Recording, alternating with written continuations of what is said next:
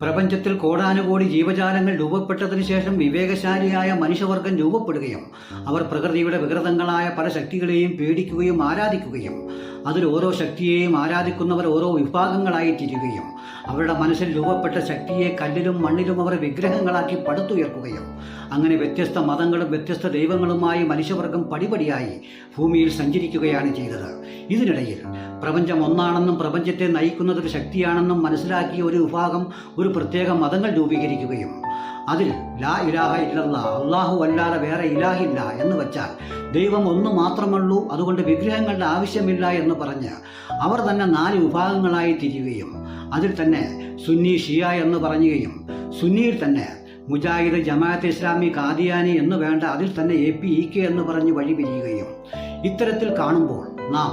മതങ്ങളെയും ദൈവങ്ങളെയും മനുഷ്യൻ സൃഷ്ടിച്ചതാണ് എന്ന് പറയുന്നതിന് നമ്മൾ വേറെ ഉദാഹരണങ്ങൾ തേടി